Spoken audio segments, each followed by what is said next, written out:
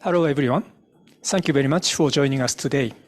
I'm Satoshi Kojima of Institute for Global Environmental Strategies, IGES. I serve as a moderator of today's symposium. Now we start the OECD Symposium entitled OECD's Activities and Contribution to G7 in the area of climate and environment. We would like to introduce OECD's work in the field of climate and environment, and also we'd like to introduce some G7 outcomes and then OECD's contribution to G7 climate, energy, and environment minister meeting in Sapporo concluded yesterday. The link of the communique of this G7 ministers meeting is shown in the chat box at the bottom of the Zoom screen for your reference. And during the event, if you have any questions about the presentations or discussion, please use the Q&A function at the bottom of the Zoom screen. Please note that due to time constraint, we may not be able to cover all the answers. So firstly, I would like to introduce Mr. Hiroshi Ono, Vice Minister for Global Environmental Affairs, Ministry of the Environment, for the opening remarks. Mr. Ono, the floor is yours. I'd like to welcome you to today's symposium, OECD's activities and contribution to G7 in the area of climate change and the environment.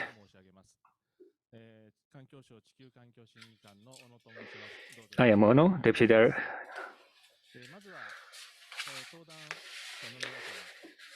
I am Ono, the Vice Minister for Global Environmental Affairs of Ministry of Environment. First, I'd like to express my gratitude to the speakers and many of you participating today online. I would also like to thank the Institute for Global Environmental Strategies, IGES, and the OECD Tokyo Center for their cooperation in organizing today's symposium.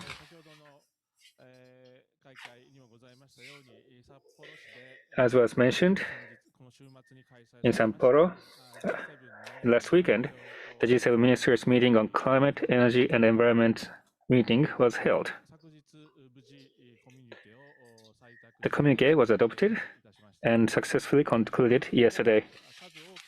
At the meeting,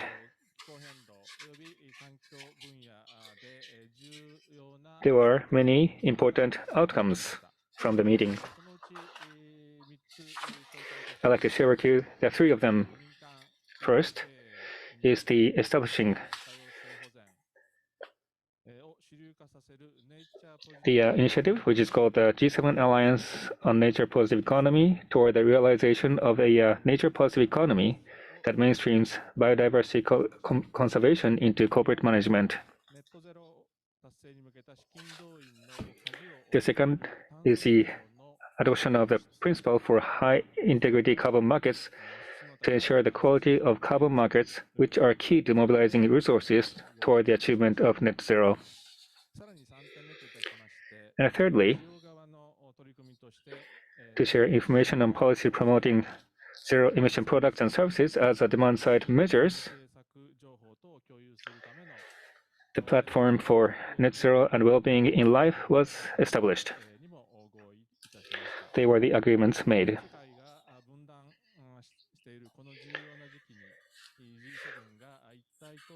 We made progress in important areas of climate change and the environment. At this critical time where the world is divided, the G7 came together.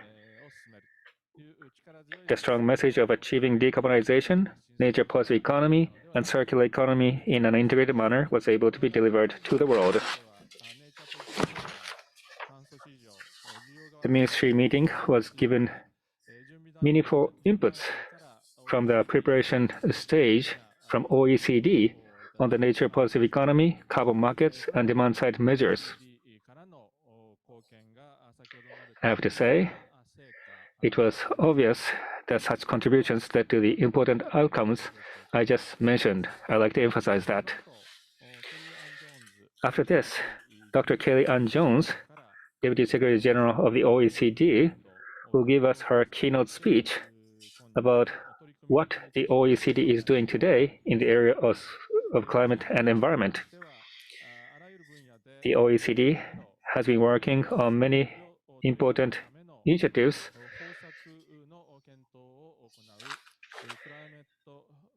The Climate Horizontal Project, a concerted effort by the OECD to explore ways to remove barriers to net zero in all possible areas, is one. Another example is in relation to the plastic issues. In relation to that, the Global Plastic Outlook, a highly appreciated global stock-taking and scenario analysis, is also very important. It is highly appreciated.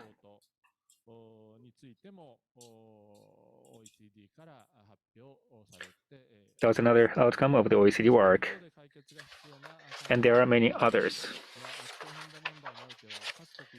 For the environment and climate change issues that need to be resolved on a global scale, while each country has its own circumstances, to work toward a single major goal, it is necessary to build consensus at such G7 and other fora among countries. In such process of discussion, evidence-based discussions are indispensable. In this regard,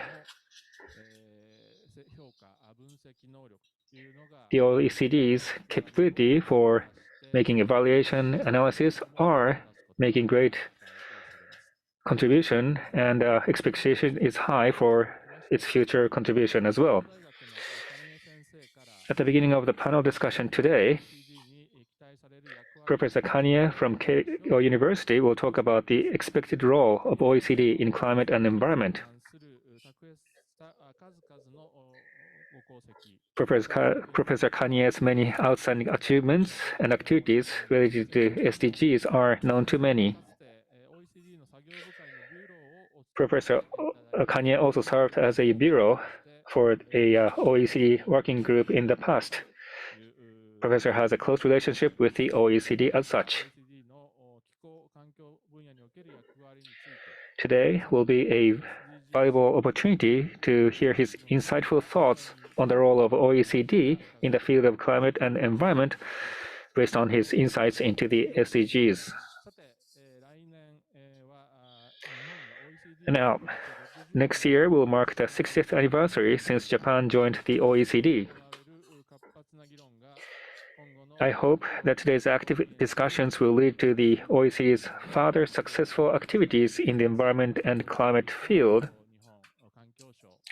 and also to further strengthen the relationship between OECD and Japan, of course, with the Ministry of Environment. And thank you very much for your attention. I'd like to close my remarks. Thank you. Thank you very much, Mr. Ono, for your opening remarks. Now, I would like to invite Dr. Kellyanne Jones, Deputy Secretary General of the OECD, to deliver the keynote speech entitled Climate, the Environment and OECD, a Systemic Approach. Dr. Jones is Deputy Secretary General of the OECD since July 2022, last year. Her portfolio includes environment development, science and innovation, statistics and data, and public governance. Prior to joining the OECD, Dr. Jones served in senior leadership positions working to advance the role of science in programs and policies, including the Vice President, Research and Science at the Pew Charitable Trusts and the U.S. Assistant Secretary of State for Oceans and International Environment and Scientific Affairs. Dr. Jones, the floor is yours. Thank you very much for that introduction, and thank you, Vice Minister Ono, and it's a pleasure to be here today with my esteemed colleagues, and hello to everyone in our audience. Thank you for joining us. I'm very happy to be here at this symposium after a very successful ministerial meeting in Sapporo, which I was very lucky to attend. There, the G7 countries came together, showing the strength of multilateral cooperation and agreeing on a very ambitious ministerial declaration, highlighting the urgency of the problems that we're facing. The triple planetary crisis that include climate change, biodiversity loss, and pollution. The ministers not only talked about the problems, but they highlighted ways to go forward and have in their declaration ideas for transformational change that they'll now move forward on. I applaud the presidency of Japan and their leadership in the G7 in reaching such an excellent result. At OECD, we were pleased to support the climate, energy, and environmental agenda across 3 very specific areas. The first, on the nature-positive economy. The second, on demand-side measures to reduce emissions. And third, on the high-integrity carbon markets. In the next session, my colleagues here today will present more detailed descriptions of these contributions, but right now I'll just give you a kind of a broader overview. We're also pleased, let me mention one other way we tried to contribute to the presidency of Japan in the G7 with our report on steel decarbonization, because that is also an important issue. This report highlights the clear links between climate objectives and industrial decarbonization. So we're already on the first slide here. And what this slide tries to do is actually point out the crises that we face and the fact that we need a systemic approach. In addition to the climate crisis and the biodiversity crisis and the pollution crisis, we are also having to deal with the consequences that we face in the broader world beyond the environment. We're dealing still with the consequences of the pandemic and Russia's unprovoked war of aggression against Ukraine. These pressures, these 2 activities and other things that we are facing have put pressures on global energy prices, supply chains, and food security. And they also have threatened our long-standing priorities related to the energy transition. This slide that you have before you points out the extent to which complex socioeconomic and multiple sectors and multiple environmental systems are all connected. And I think it shows you why it's important to take a systemic approach in addressing climate and other environment challenges. The slide was created by Dr. Franz Kay and was used in OECD's recent report on climate tipping points, which if you look at the slide, the map in the lower left-hand corner shows where around the globe we are worried about tipping points. It also shows on this slide in the boxes how the different SDGs, the Sustainable Development Goals, are in place to help address some of these problems.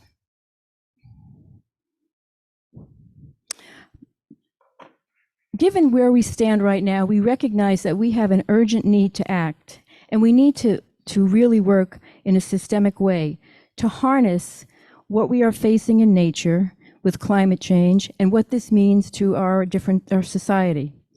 The risk of crossing climate tipping points is pointed out in this slide.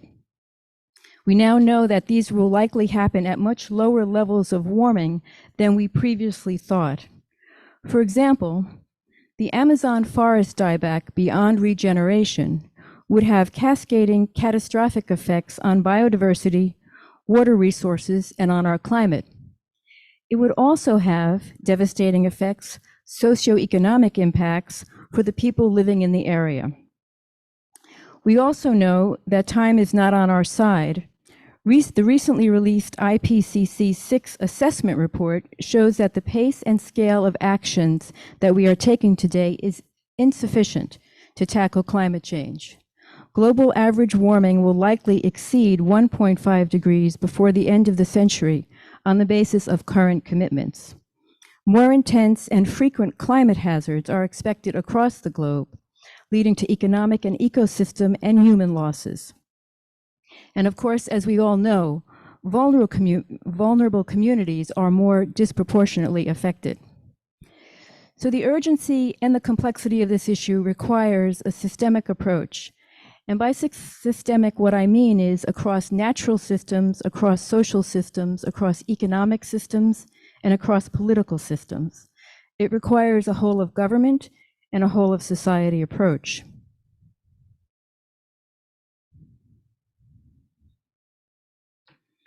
A whole of government approach is key to answering the call, and it is at the heart of OECD's work and the approach that we are taking to support policymakers to drive action on climate change and environment.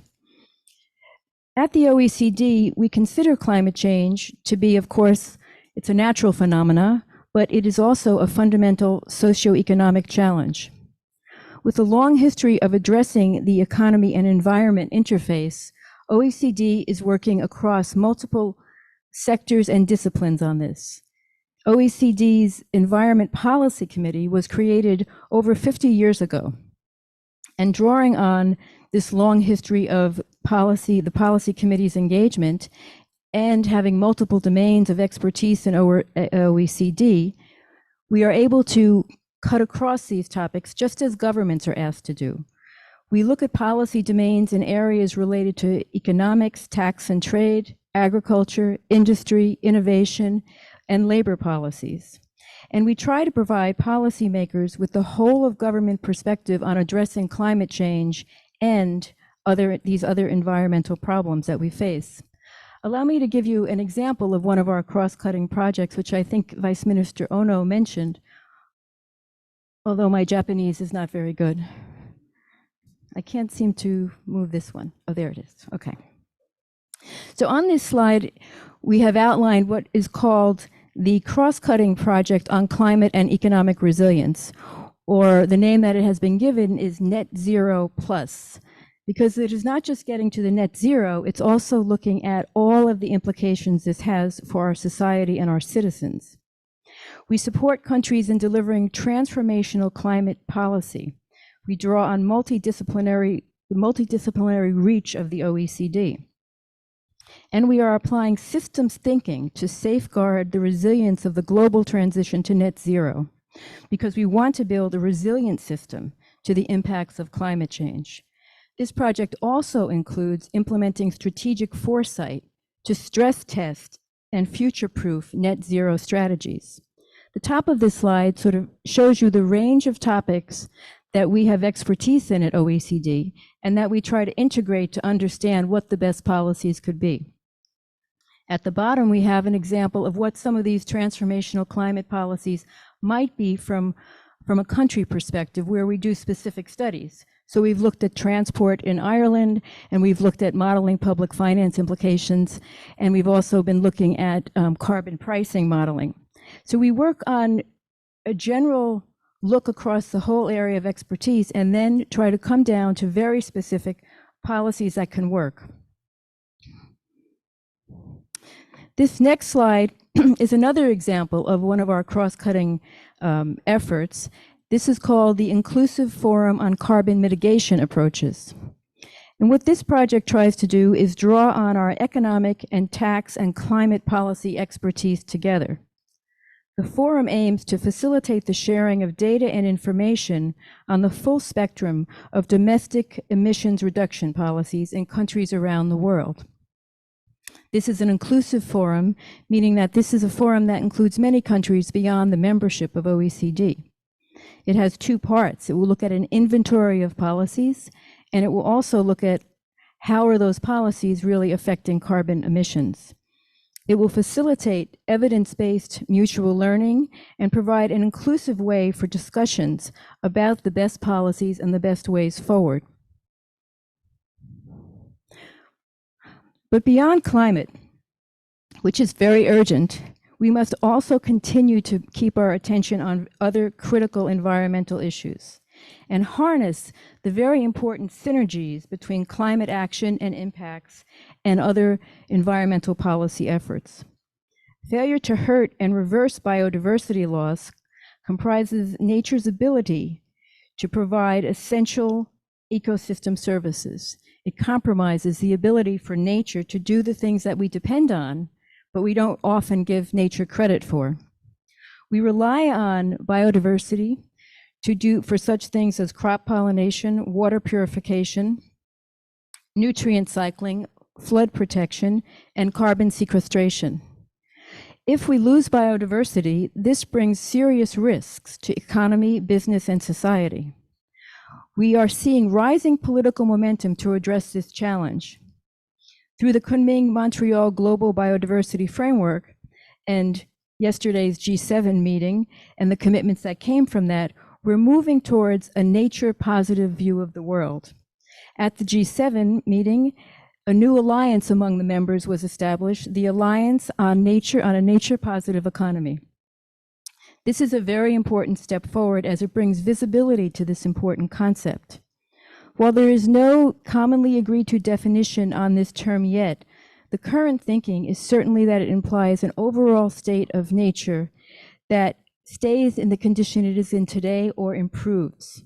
As shown in the figure here, for example, at the global level, nature positive means that we are working towards a state of biodiversity in 2030, which is higher than it is in 2020.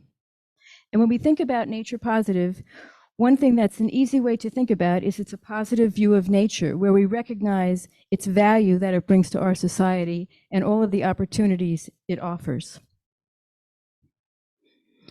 Another growing challenge, of course, is plastic pollution, which is something that we have all been consumed with lately, and we have been aware that it has been a growing problem. OECD's first global plastics outlook demonstrates that it is possible to achieve co-benefits in tackling plastics pollution and climate change, as you can see from this slide.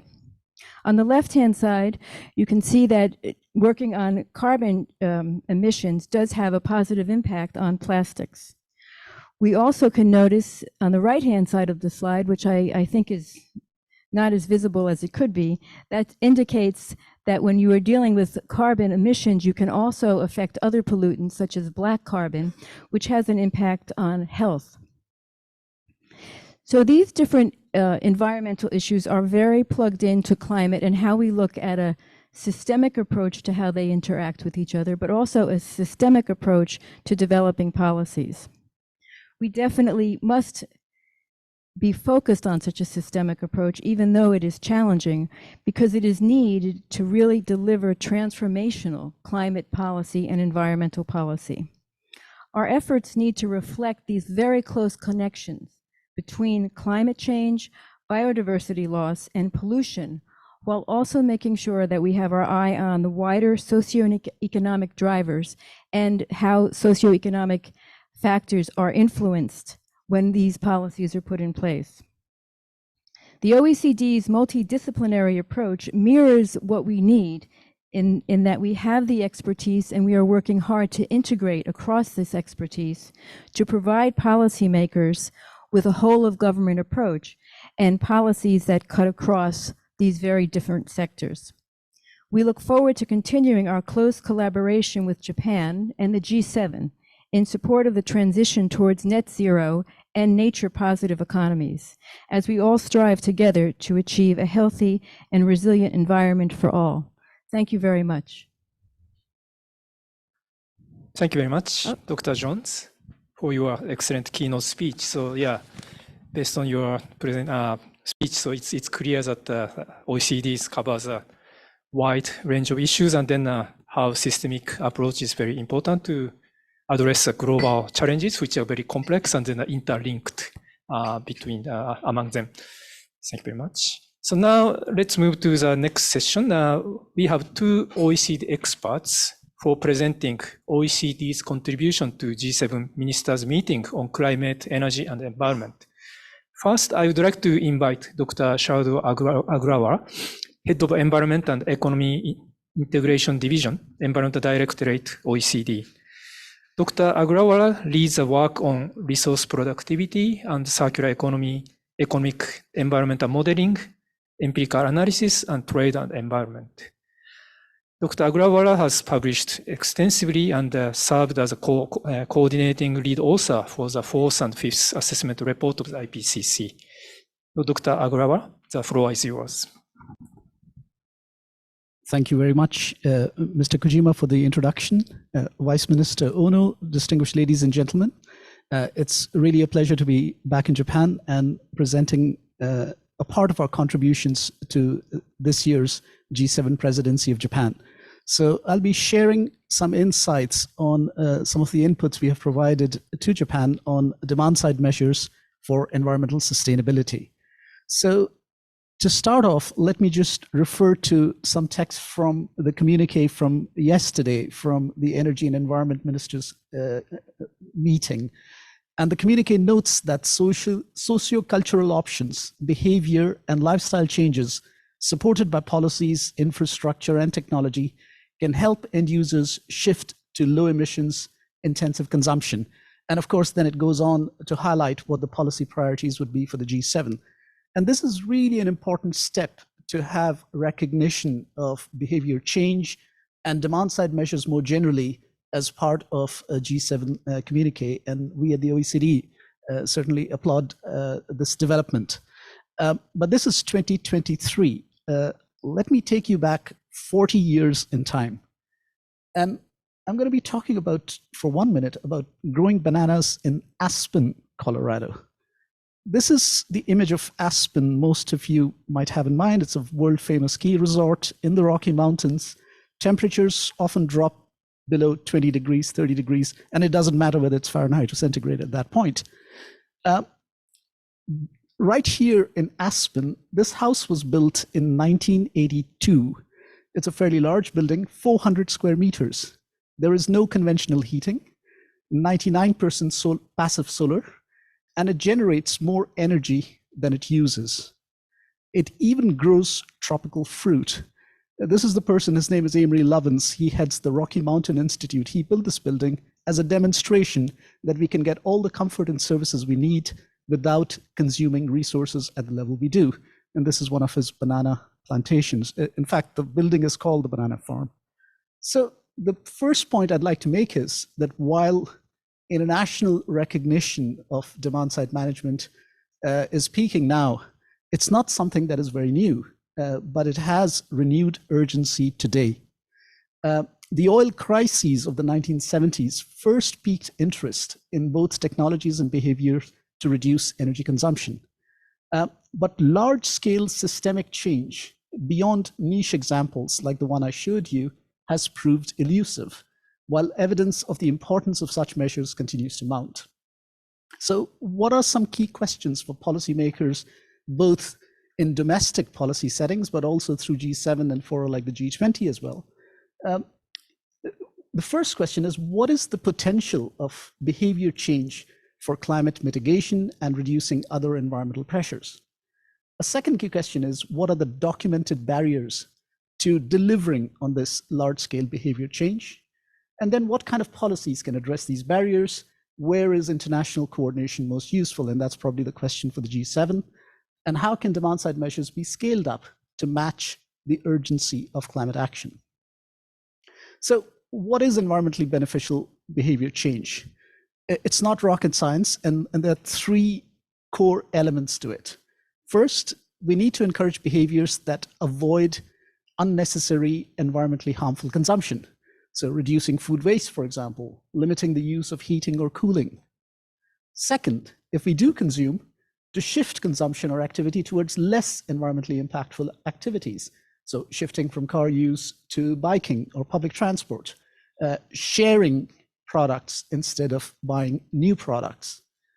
And thirdly, if we are locked in to a particular mode of consumption, to improve the environmental performance of the activity in question. So if we have to drive a car, to drive a battery electric vehicle instead of a combustion engine car, moving from fossil energy to renewable energy. So this is the framework through which we can view actions to induce behavior towards more environmentally friendly choices. Now, many demand-side measures are being implemented across the G7 countries, but globally as well. Here are some examples to fit the framework that I outlined. So in terms of avoiding wasteful consumption, one of the best examples is from Japan. You launched the Cool Biz campaign, I think in 2005, where the summer default temperature in office buildings was increased to 28 degrees. And to reduce discomfort, people were encouraged not to wear ties and suits during the summer. And it has been quantified what the impact of that campaign has been on reducing emissions. The UK has a campaign on reducing food waste. France just last year banned short haul flights within France. You have to take the train or other modes of transport. You can't fly, you can't take 1 hour flights, for example. And so all these policies are to avoid wasteful consumption. Some of the examples in terms of shifting towards better environmentally performing behavior, Germany last summer introduced the €9 ticket where you could travel anywhere in Germany for €9 in any mode of public transport. And that helped shift consumption away from personal vehicles towards public transport. Italy and many other countries have grants for purchases of bicycles. And then in terms of improved, there are lots of examples across the world. Here are just some examples from the G7. Canada has grants for greener homes, for retrofits. There are fuel efficiency labels going back 30, 40 years actually in the US. So these are the kinds of policies G7 countries have put in place to encourage behavior towards more environmentally friendly choices. So despite all these measures, there is a lot of untapped potential for demand-side management globally. So behavior change can reduce 40 to 70% of greenhouse gas emissions by 2050. And again, what you have in gray is emissions without changes in behavior. And then you have those three categories I talked about: avoid, shift, and improve. So in the case of buildings, from almost 9 gigatons of carbon dioxide equivalent, through a combination of these three measures, you can reduce consumption by almost 80%.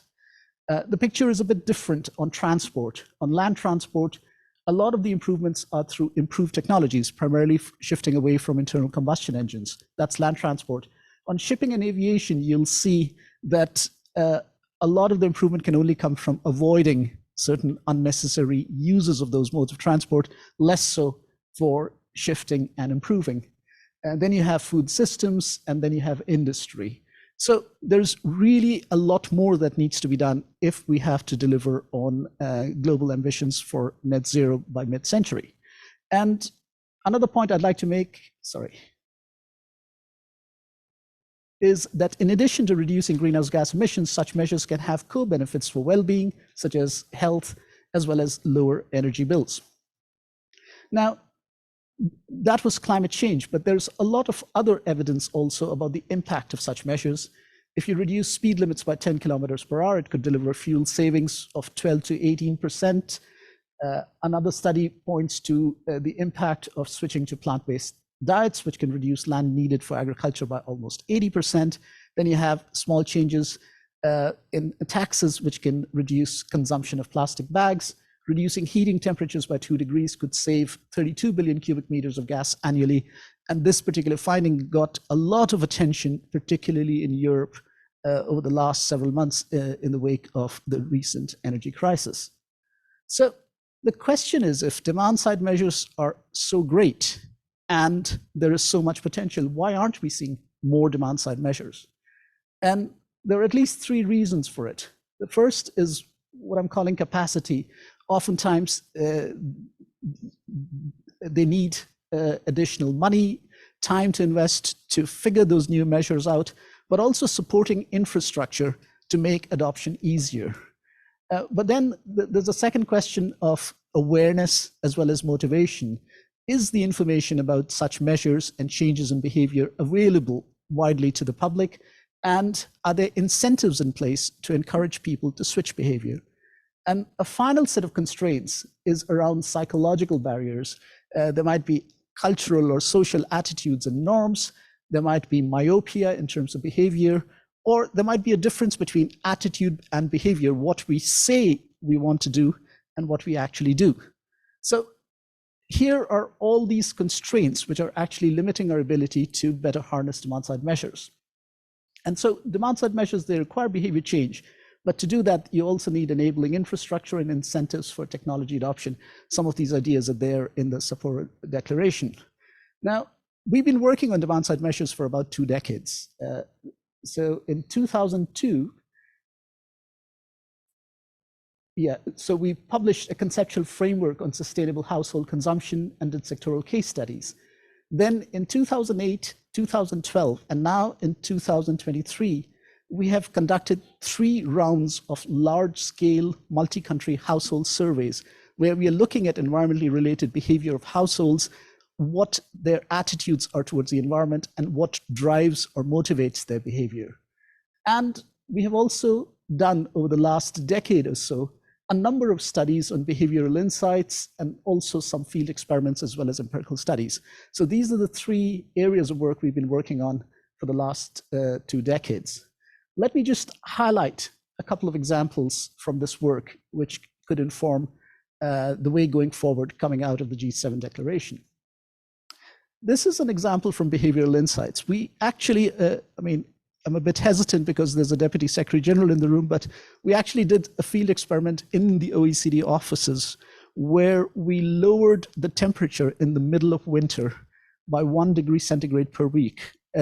And we tried to see what the response was in terms of people adjusting their thermostats. And this was a paper which was published in Energy Policy, a leading journal, in 2013. And what we found was that when we slowly lowered the thermostat, initially people didn't notice, or a lot of people didn't notice, and then some of them started making corrections. But when we lowered the temperature too much, there was often a tendency to overcorrect. Suddenly people felt very cold and they dialed the thermostat up, but way up. So one of the implications was that you can do small changes and you can have a net positive response in terms of energy conservation, but you need to be careful and calibrate this kind of intervention. This is not just an academic exercise, it has had significant policy implications, but it has also been cited in when the Nobel Prizes are awarded, there is a scientific paper that accompanies the award. And this is the award which was given to Richard Thaler on integrating economics with psychology. And the scientific paper that accompanied it actually cites this OECD paper. It's probably the only example of an OECD paper cited in a Nobel citation. Now, let me just give you some emerging results from this third round of the household survey, which we're about to launch in about 2 months' time. So it's covering energy use, transport, waste, and food systems. And we've looked at 9 countries with close to 18,000 respondents. And the questions we're looking at were: what drives environmentally relevant behaviors? What is the role of different types of policy measures? And do drivers differ across environmental domains or country contexts? I'm just going to give you just 2 slides to highlight some results. So one of the headline messages is that most respondents would like to make compromises to benefit the environment, but as long as they don't cost them additional money. So we had a number of questions in this survey, and we asked people whether they agree or disagree, or agree or strongly agree, or disagree or strongly disagree. So here is a statement: I'm willing to make compromises in my current lifestyles for the benefit of the environment. And close to 98% said yes. But then, if you look at the next statement, environmental policies introduced by the government should not cost me extra money. And again, you have close to 80% saying it should not cost you. So there is an inherent contradiction here, which also has implications for how we design policies. Another example is what kind of behaviors are easier or more difficult to implement by households. So we looked at how many people turn off lights or run full loads of laundry or air dry laundry, and we have the results across countries depending upon the behavior. So first of all, it's easier to turn off lights than do things like air drying laundry, which is a much smaller percentage.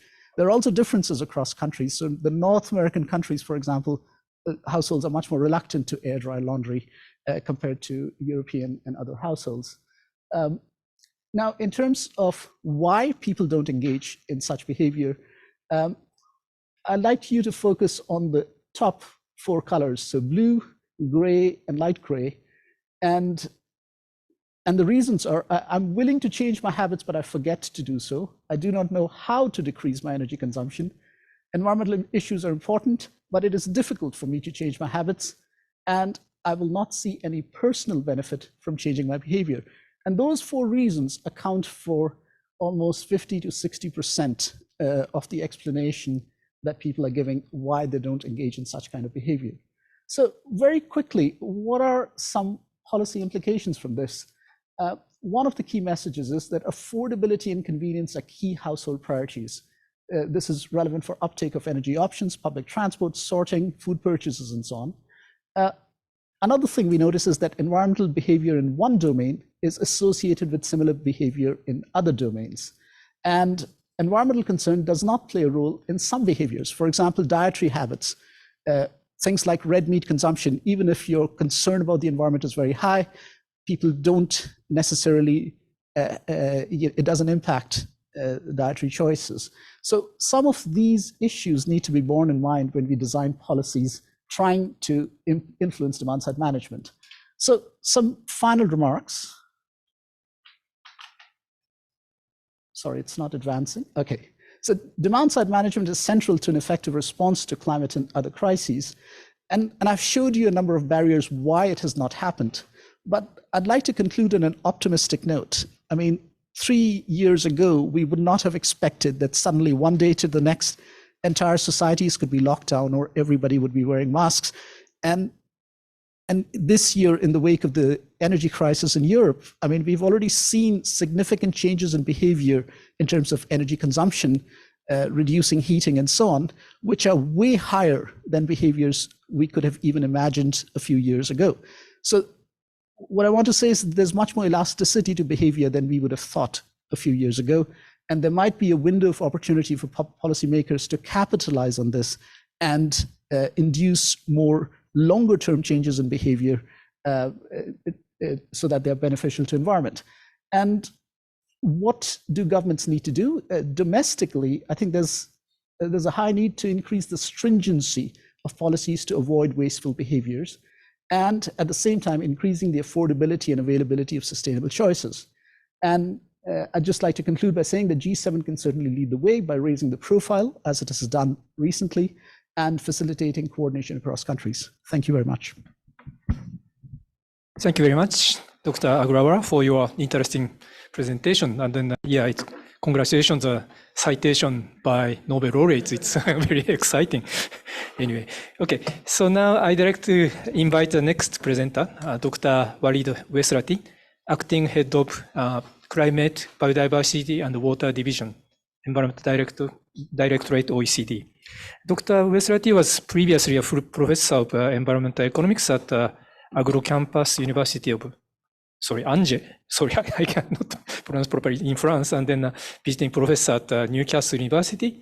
He has extensive research and research management experience across a number of fields in environmental policy and economics, ranging from pure academic to policy supporting research.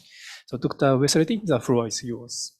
Thank you very much, and thank you for having me here in Tokyo.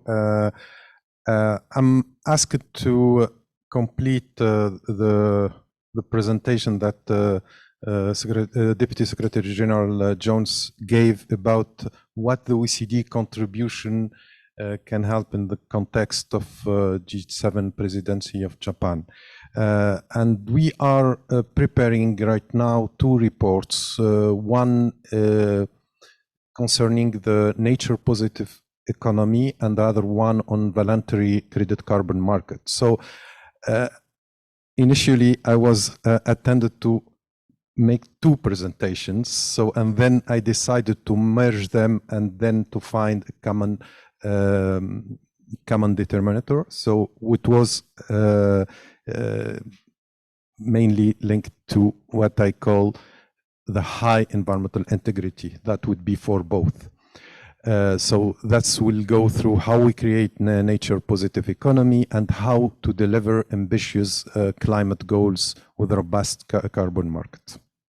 So let's first start on the nature positive economy. As you know, the biodiversity loss is a global crisis, as climate change. Both crises needs a rapid global response. All activities depends on nature, nature capital, and the loss of biodiversity, a core component of the nature, is undermining human health, well-being, and our economies across the world. In recent years, we have witnessed a rise of political momentum to address these challenges. Here I'm just putting the G20 2030 Nature Compact, for example, has called for our world to become nature positive and to take action that are nature positive. And more recently, last December, a successful agreement was reached to the coming Montreal Global Biodiversity Framework with the objective to halt and to reverse biodiversity loss by 2030. So In the report that we are preparing right now in the OECD, we are addressing mainly three questions. First, what does nature positive economy mean conceptually in practice, including for the private sector? Second, what are the obstacles to transitioning to nature positive economy? And third, what are the key action government can take to address those obstacles and foster nature positive outcome? Let me just give you a very quick overview on what would be the definition or the concept of nature positive economy. So there's various definition, even though there's no consensus on that. However, when I started thinking about this topic, I said maybe the best way to define nature positive economy is to talk about nature negative economy. What would be the nature negative economy? That means what we should not be doing on nature, all our negative impacts. There's maybe a question regarding nature versus biodiversity, and I think nature is more broader concept than biodiversity in the sense that it will include non-living elements. And you know, in the beginning of the life, there was no life. So the life was you have many other non-living elements like water, like air, like chemicals, like minerals. All those are part of also the support for ecosystems.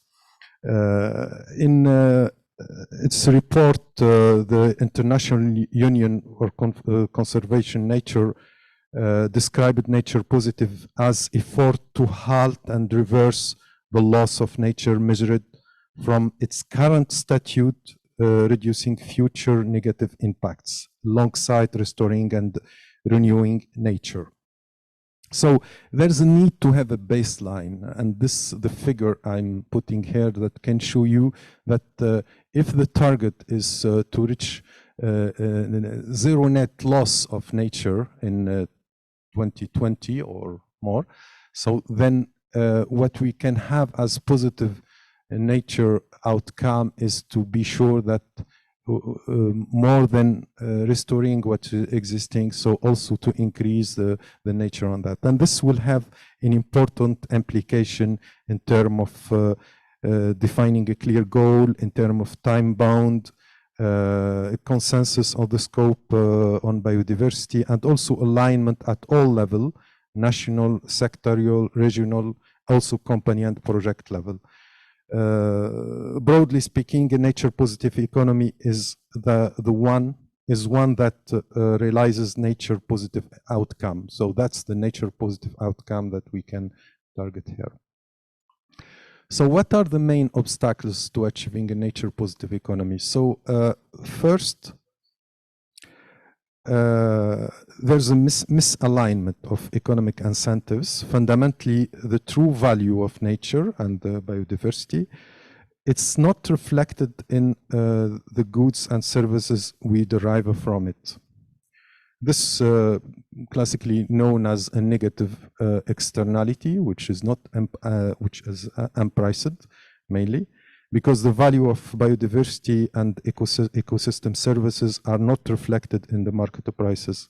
And this usually leads to over-exploitation of nature resources and excess of pollution. It's typically what is known in the policy domain as the tragedy of common goods, and which needs policy responses and coordinated policy responses globally.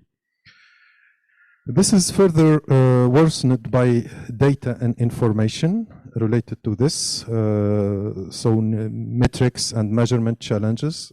I can give here, for instance, the need to assess the impact across the entire supply chain, the challenge to identify data that is fit for purpose and to address the data gaps, and the need to ensure integrity of reporting.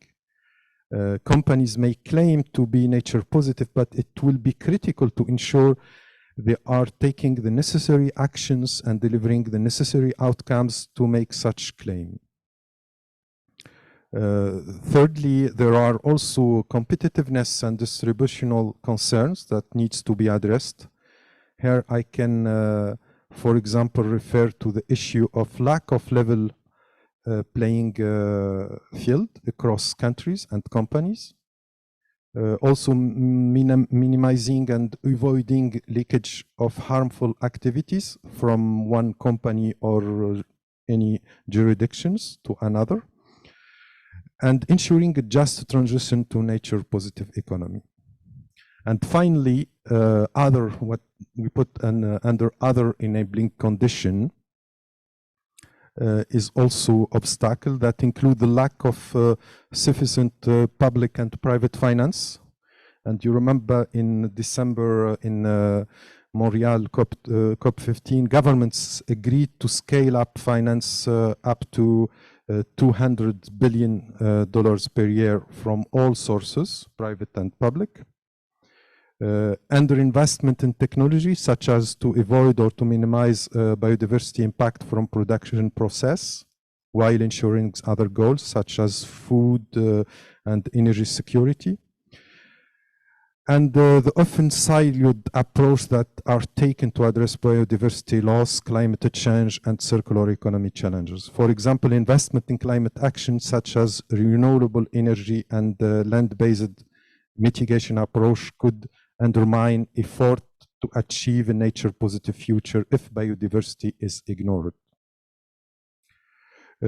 Turning to the key action can be taken to address this, I will first look to the scale-up positive incentives and reform subsidies and other incentives harmful to biodiversity.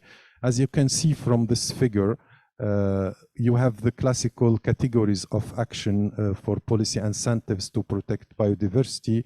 All of them, the last decades, are following a plateau, so they are stable, while we need to increase this trend and to have more active policy to reflect the price of biodiversity and to give incentives to different actors to price biodiversity.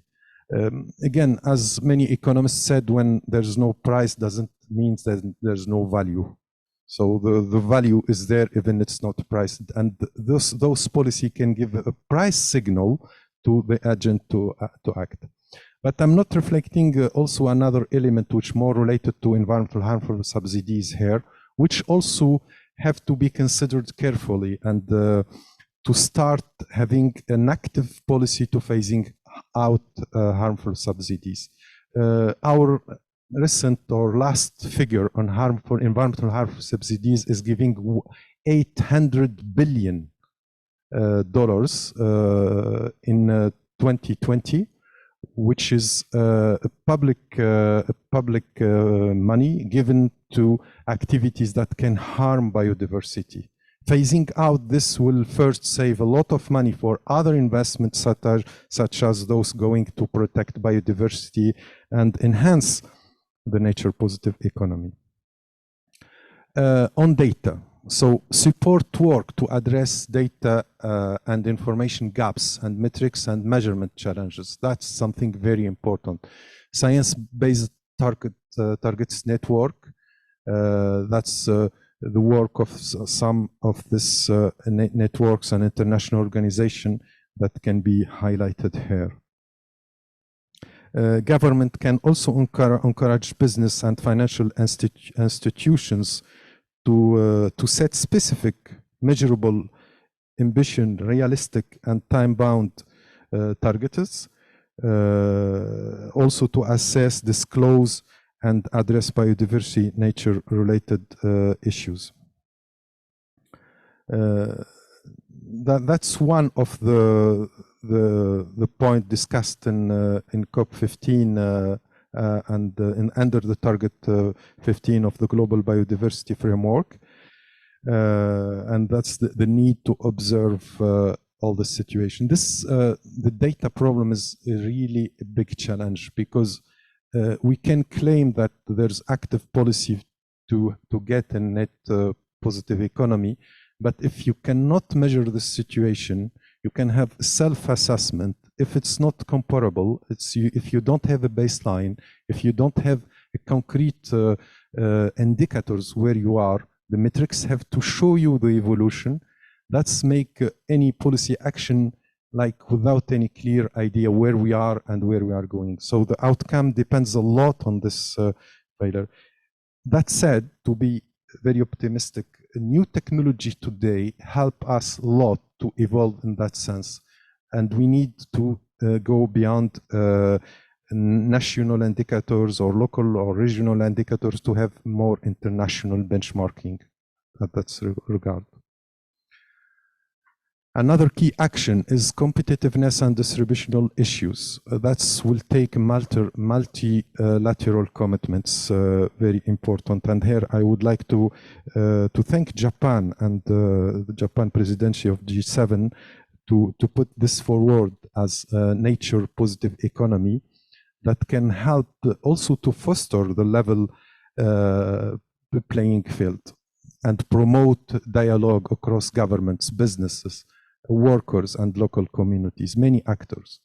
Nature positive economy, it's not only a government matter. It's not only international community matter. It's the matter of each one of us that we think in our actions, consumption as highlighted by Shardul in the previous presentation, but also in all our economic activity, production, mobility, etc., that we are putting impact in environment.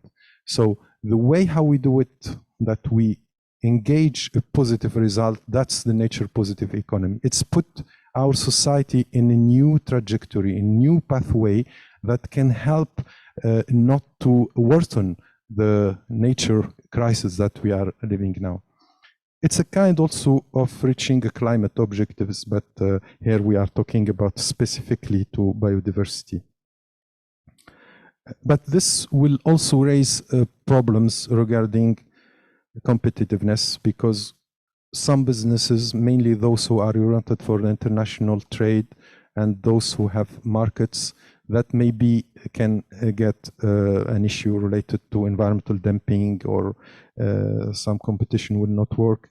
Addition to that, some distributional effect, because some countries, some regions, some actors are dependent on natural assets, but in the same time, this is their capital. It's their interest to protect their capital. So it's a kind of win-win situation that policy should help to find a solution for it.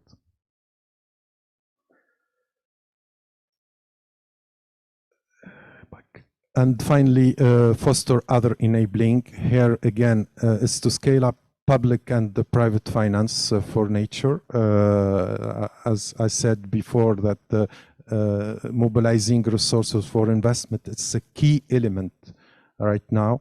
And to create projects which are bankable, that can help to restore ecosystem services and to protect or to restore biodiversity ecosystems, etc. And having financial actors involved on this aspects.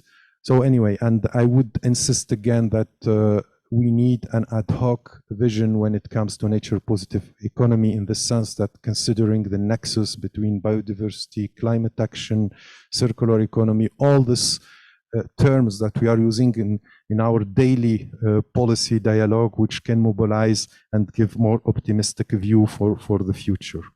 And let me switch very quickly to the other items. So it's more, again, on integrity, high environmental integrity, but this is mainly related to carbon credit market.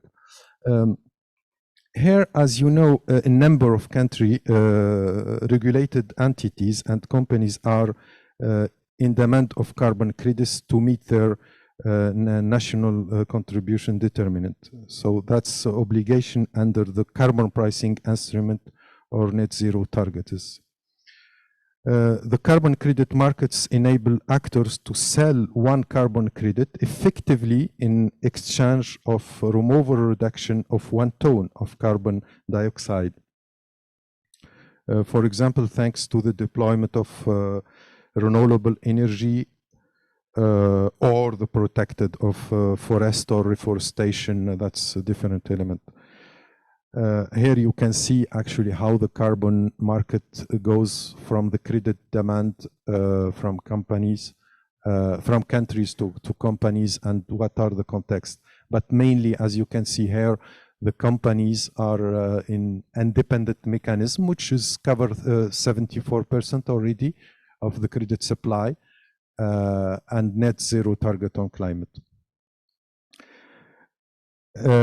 Historically, carbon markets have been seen large ups and downs. It's a really very interesting volatility of the carbon, as you can see it in this figure.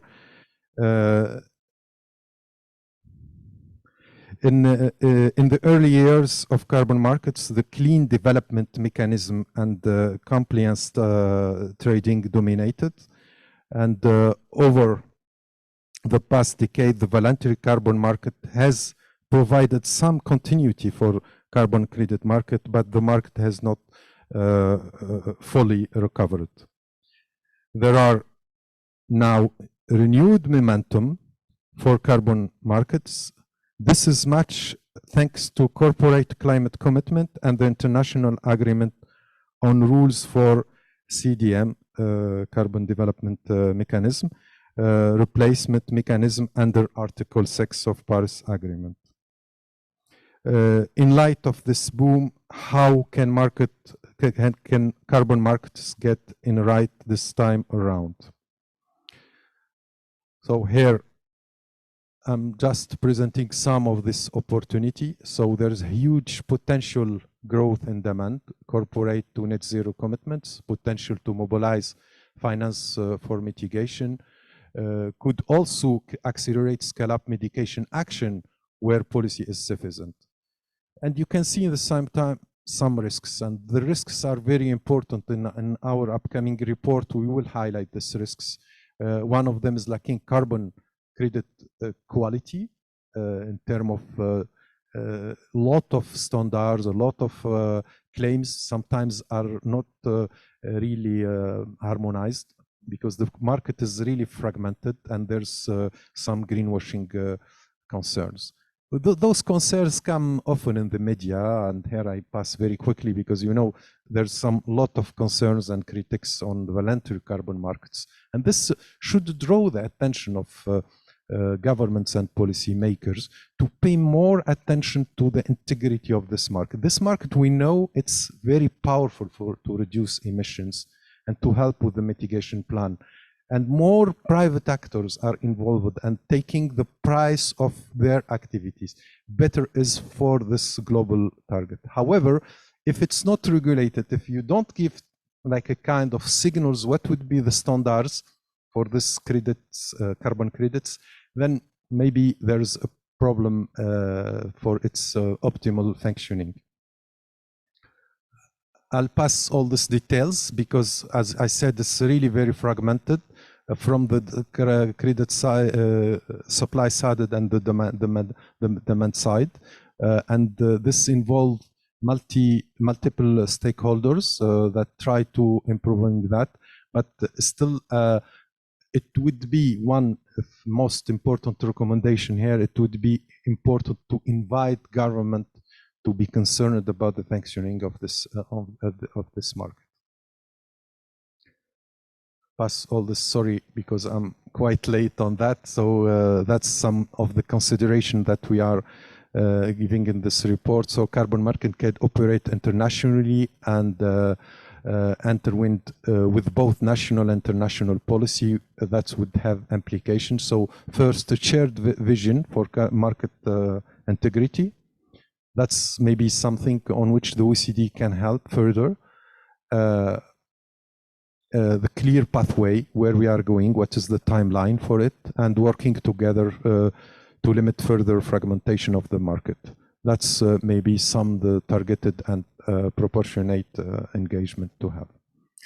So that's what all this element will be addressed in more structured way in our expected report in October. Everything okay? Thank you very much for your attention. Thank you very much, Dr. Westerati, for very informative presentation. So yeah, it's very insightful about like nature positive economy, how important and also how challenging to implement. And also thank you very much for pointing out the problem related to very fragmented, the carbon credit market. Thank you very much. Okay, so now let's move to the panel discussion on expected role of OECD in climate and environment in Japan. So we have three panelists: Dr. Kellyanne Jones, Deputy Secretary General of the OECD, Professor Norichika Kanye, Graduate School of Media and Governance, Keio University, and Mr. Hiroshi Ono, Vice Minister for Global Environmental Affairs, Ministry of the Environment. So in this session, we would like to deepen the discussion on how the OECD and also how Japan can contribute to address global challenges in climate and environment, and how the OECD and Japan can collaborate to do so. So before the discussion, I would like to invite Professor Kanye for a brief introduction on expected role of OECD. Professor Kanye serves as a committee member of the Central Environmental Council of Japan and a member of Environmental Council of Nakano Ward in Tokyo, Japan. And also he served as co-chair of the Working Party on Climate Investment and Development at OECD.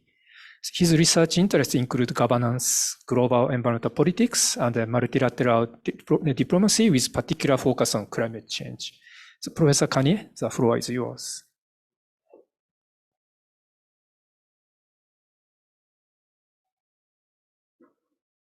Thank you.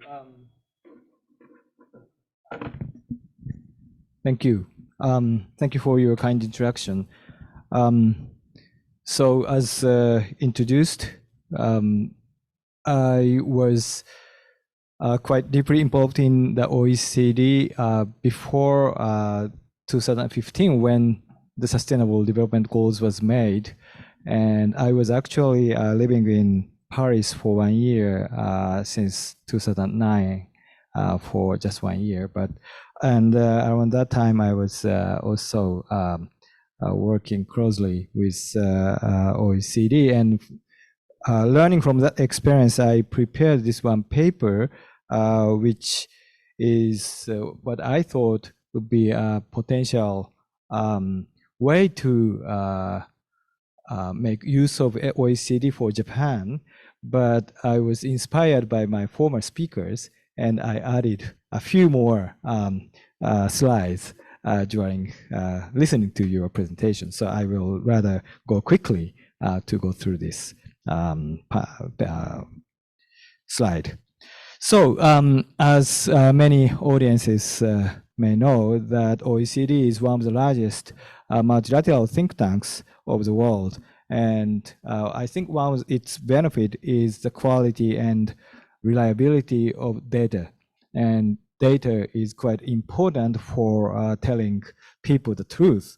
And also in the era when the future is not easily expected, I think that kind of data is quite important. This data could also include data from modeling and analysis as well.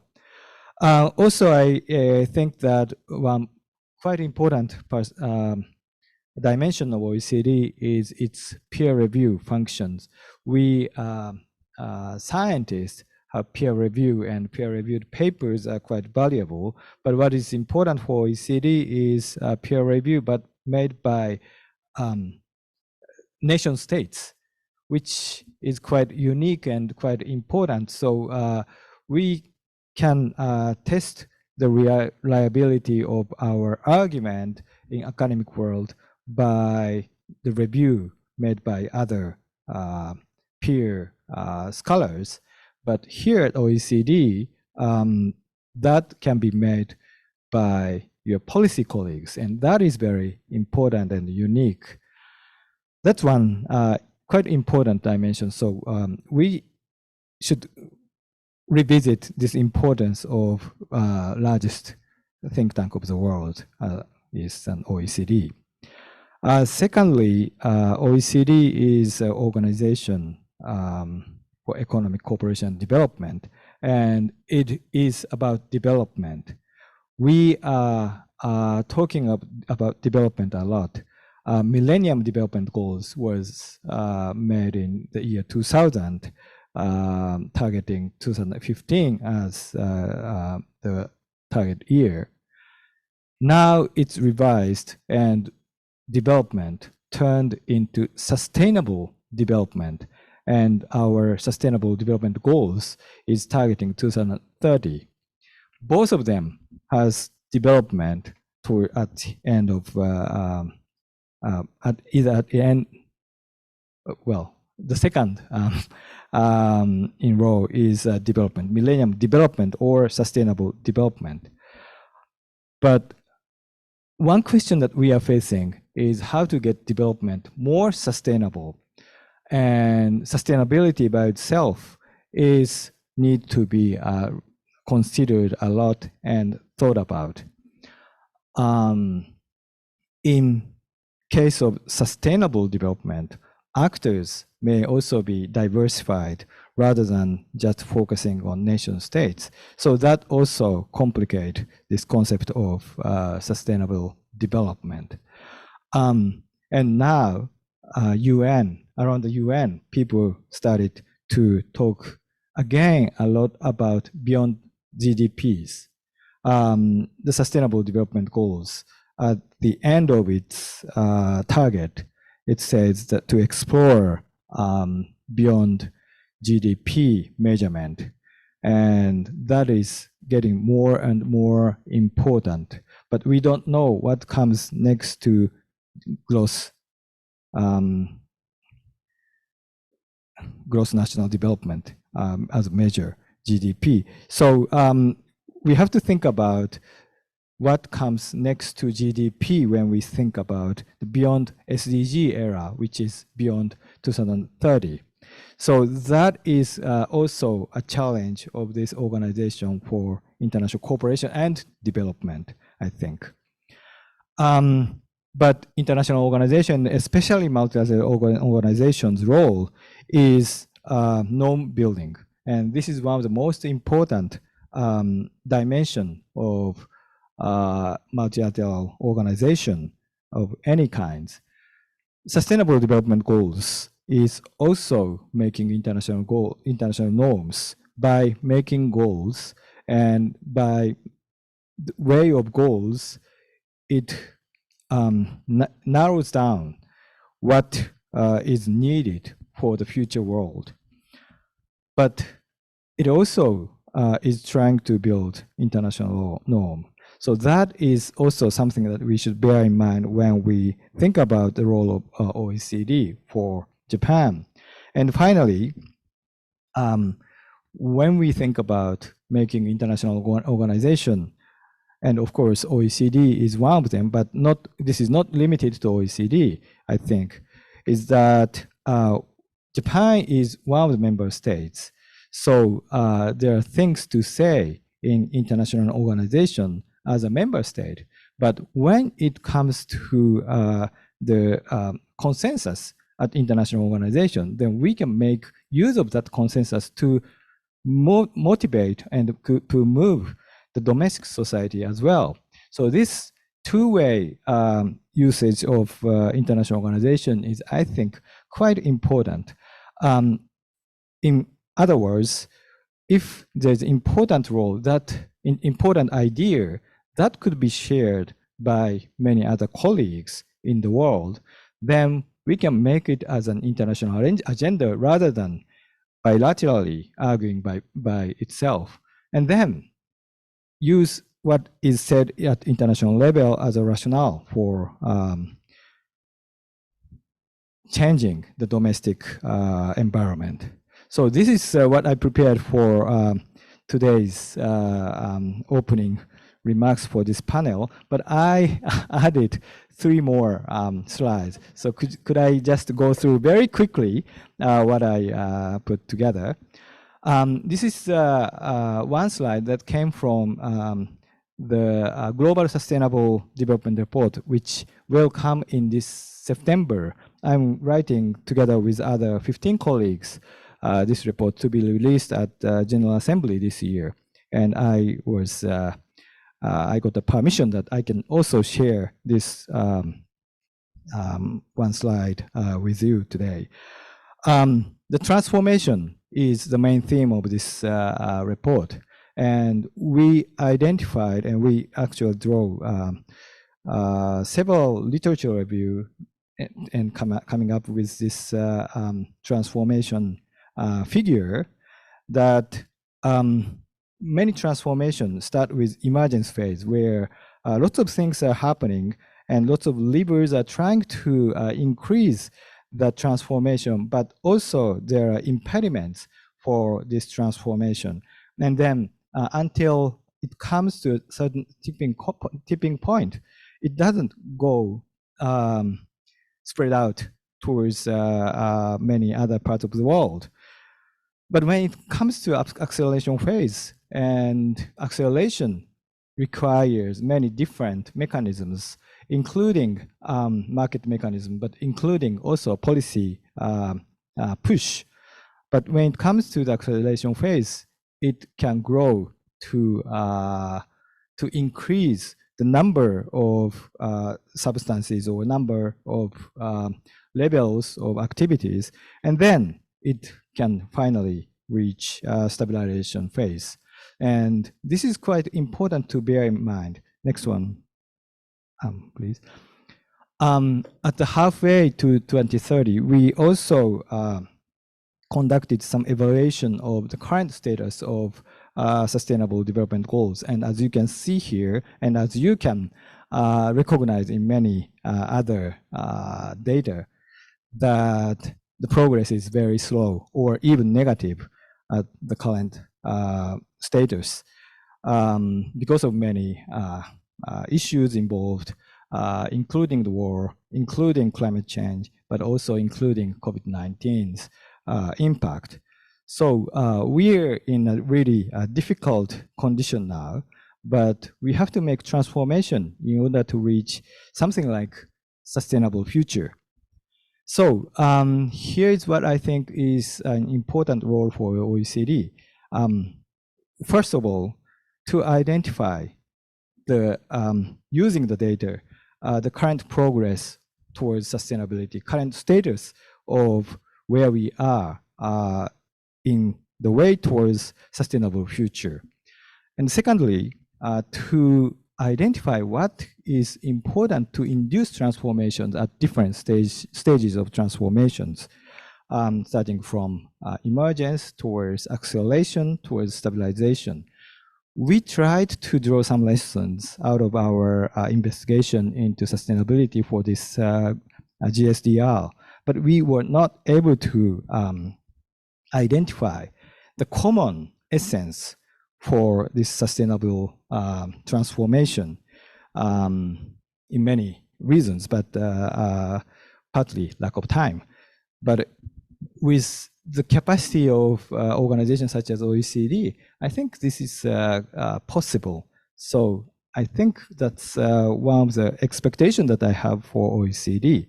And thirdly, indicators and measurement, including beyond the GDP. That is a kind of thing that I also want to expect for OECD. Thank you. Thank you very much, Professor Kanye, for your introduction. And then your expectation is quite high to OECD, so very ambitious. So now let's start the discussion. So maybe first, may I ask a question to Dr. Jones? Responding to this very high expectation to OECD, like Professor Kanye expressed, and then also at the opening remarks, also Mr. Ono mentioned about the contribution to G7 by OECD, and then expected role. So how OECD will fulfill these high expectations? Well, as I just said to Professor, and thank you for that question, as I just said to the Professor, we just have to leave now and go back to work.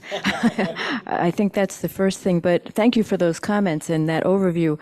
I think a couple of ways OECD is trying to respond to these issues is first, which is a kind of obvious answer, recognizing the complexity, which I think you point out in terms of your curves with the emergency, acceleration, and transformation, we are looking at those issues across all these different topics. So we're at a complex point in time, but we also are dealing with a multivariable system. So we have to sort of work that way, and we recognize that very much. And the second thing you mentioned, of course, is data, which I think is at the heart of OECD. And it gets to the question of the level of granularity that is needed to really deal in this policy world. We all know the general principles of what we have to do, but each country is different. Each country's level of development is different.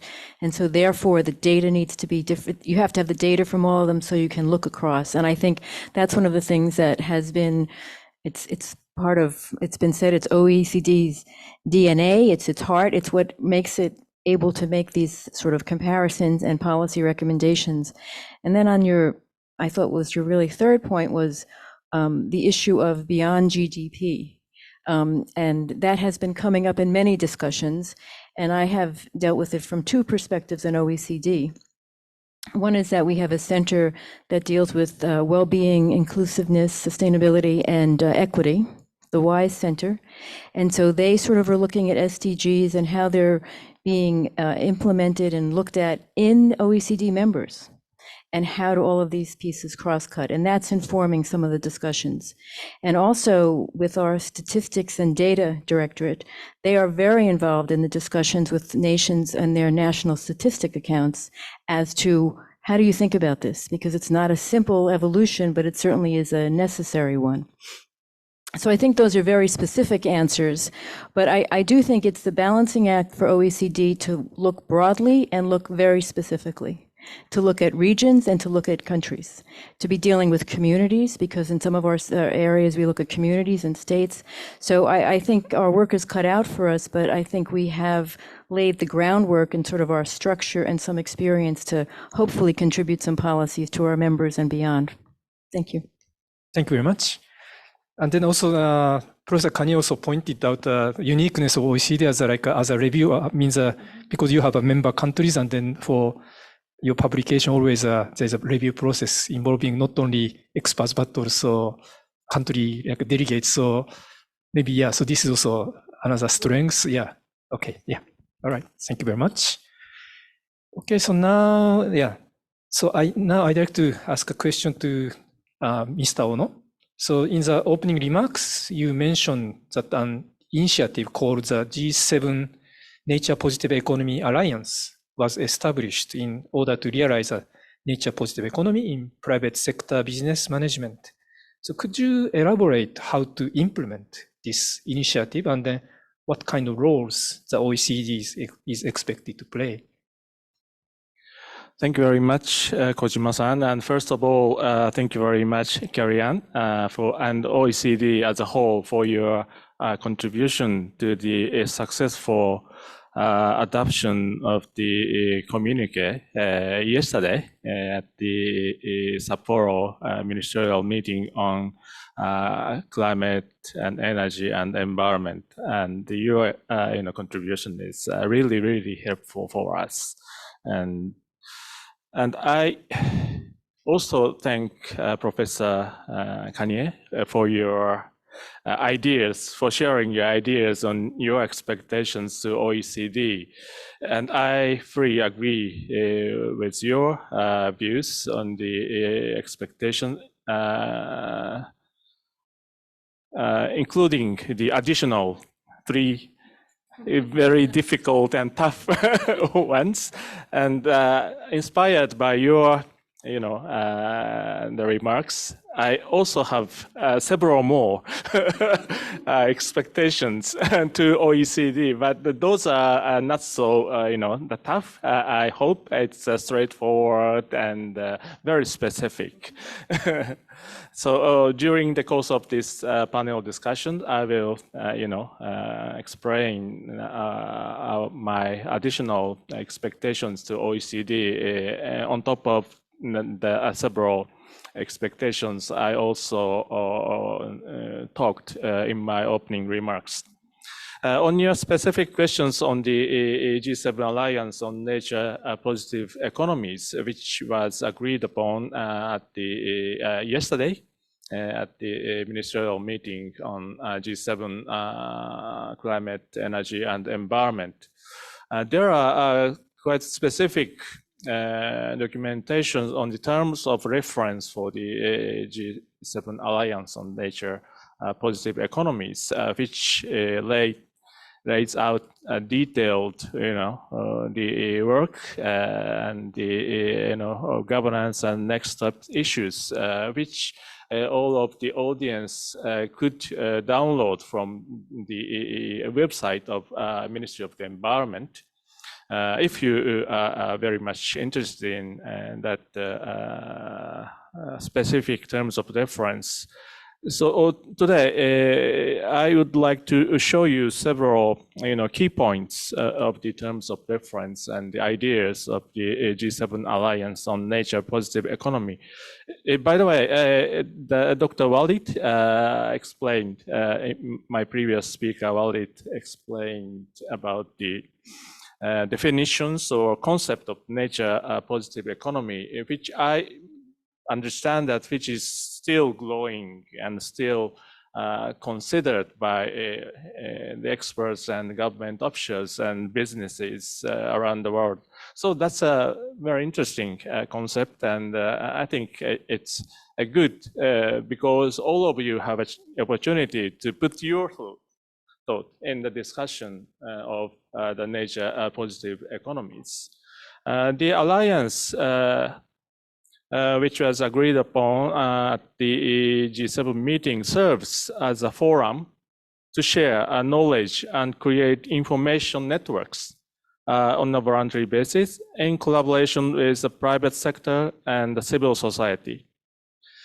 And we are not working among government themselves. We will work with private sectors, businesses, and stakeholders, of course, OECDs and other international organizations, to elaborate and to develop the concept of nature positive economies, as well as the specific activities which can serve as the nature positive economies. The alliance will be contributions by G7 members to lead discussions and action towards transitioning to nature positive economies, because this concept is quite new.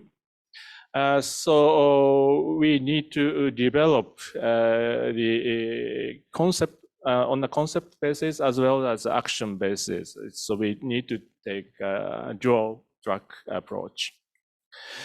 And first of all, I think there are a lot of issues to be included and to be elaborated by the alliance, but as a first step, specifically this year, under the Japanese presidency, the alliance will focus on two specific themes. First one is to share experiences on business opportunities, and second one is to enhance information disclosure with businesses, including in connection with the task force on nature-related financial disclosure, so-called TNFD, or other relevant international organizations and work. It is quite interesting that the Alliance members will first share their understanding on the definitions of nature positive. So that clearly shows that the definition is still growing and still in the developing phase. And the first the G7 members and other colleagues will share our thoughts on the definitions. I think the OECD's work is one of the, the concept, the draft concept to be elaborated by this alliance. And if you look at the participation, of this alliance, it is not, closed meeting. It will be an open and ambitious meeting, including countries, businesses, research institutions and international organizations with level experts and other stakeholders.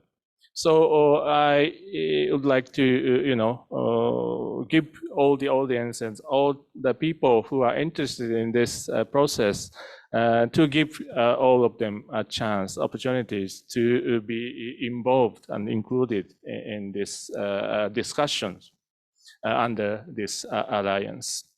So those are the general, ideas of this alliance, and we will develop and elaborate these ideas in the course of, the discussions. Okay, so thank you very much. Then, so maybe back to Dr. Jones. So for this, particularly for this alliance, and also maybe the promotion of nature positive economy in general. So how, already there's some explanation, but could you elaborate like how OECD will utilize your strengths to promote nature positive economy? Thank you for that question. I think you could see from Walid's presentation a little bit about our strengths. I mean, one of the strengths of OECD is that it has deep technical expertise that we're able to bring to the table. And I think that's a very positive contribution, especially when you are looking at a concept that is taking an established concept like biodiversity and recognizing that there's a bigger picture there. And if we really want to look at it in a very practical way across all of society, we have to capture beyond just the usual definition of biodiversity, but include things, as Walid mentioned, water and beyond just plants and animals, which of course are very important, but a broader definition. I also think that the fact that it includes business is very important, because while we know that many businesses must use nature for their productivity, and I think that's a reality, but I think that valuing nature and thinking about what are the true impacts on nature, and that gets to what Vice Minister just mentioned about the total disclosures. So all of these pieces come into play. And I think OECD is in the process of looking at all of this and working closely with Japan and thinking about this. How do we talk about it more broadly across all countries? How do we bring in different perspectives? So first, I think how OECD contributes is we are a convener, we're a think tank. There's a lot of peer-to-peer discussions, and peer-to-peer discussions allow differences to surface and be addressed. And I think this is one of the strengths of OECD, that it's a place where different opinions can be aired, and they can evolve to a concept that is broader and touches on it in a way that is very real and needs to be addressed. So I think it's a combination of our technical expertise and, again, the data, but also our ability to convene and make something visible, which gets to your point about how do we talk about it more. I would imagine we'll be doing more reports on this on the future as this concept carries on, as G7 has this alliance now. There'll be additional questions that we can help bring more work to the table, and we would integrate other parts of OECD, because we would integrate our economics group. We would integrate the pieces that deal with business. We would integrate the pieces that deal with taxes, because as you saw, taxes can be incentives or hindrances. So all of these pieces, I think that OECD are able to integrate will help, both raising the issue, helping to define it, and bringing more data and a greater international conversation to it. So I think that's sort of what we will hopefully bring to the table. Okay, yeah, thank you very much. So yeah, it's real strength of OECD that you have a lot of these, like a directorate which covers the very important pieces which all related to So this is real strength. So yeah, we have a very high expectation. Thank you very much. Okay, so now let's move to the question to Professor Kanye. So from the perspective of achieving the SDGs in an inclusive manner, what should be kept in mind as Japan and OECD move forward with the implementation of nature positive economy? Well, talking about Sustainable Development Goals, Japan's business is quite positive and surprisingly business on the SDGs. You might also be aware that many Japanese business people are wearing, I didn't have my badge today, but badge that shows Sustainable Development Goals and walk around the business district. I think more than 90% of business people recognize SDGs.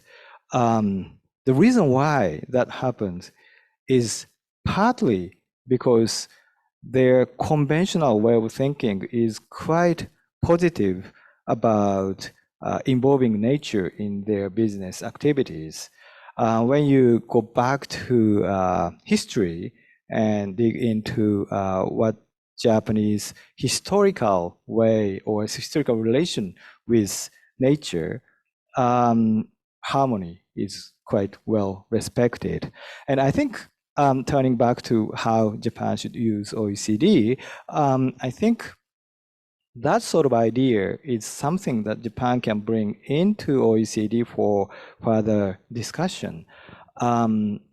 Because I think combined with the uniqueness of how people consider SDGs in this country, I feel like there's something there. There's some, well, SDG is not necessarily just about environment, but people tend to think about environmental relation with economy or social relations with environment. And so going back to that sort of idea and bring that idea back into OECD is something that Japan can also contribute to the discussion in OECD. That's one thought that I came up with. Another thing was that looks like there are many different capitals out there, you know, human capital, natural capital, of course, but also financial capital and so on. And it looks like those capitals are, some of them seems to be in relation of trade-off at this moment, but it doesn't have to be. And some of them work synergistically together. But we don't know how those different capitals are working together, or we don't know the relation between those different capitals. And I think that sort of analysis requires lots of data and lots of background data to deal with. And that is kind of thing that I would like to expect OECD to work on. And if we understand that relation, then perhaps we have a better idea how we can create nature positive economy in relation to different capitals out there. Yeah, okay, thank you very much. Okay, so now, yeah, back to Dr. Jones, that the question.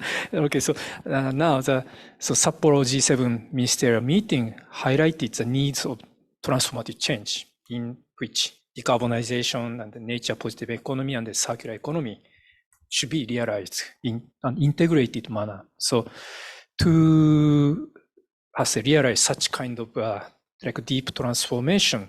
So now I'd like to ask you what you expect most from Japan to contribute to this kind of transformation. And Japan means not only Japanese government, but also maybe Japanese society or Japanese citizens. So what you expect most? Thank you. That's a very good question. I think that the transformation that we're facing when we look at the environment, the green transformation, it does require a whole of society engagement. And I think one of the things that OECD looks to its members for are, so how are they doing this so that we can learn from each other, the nations can learn from each other.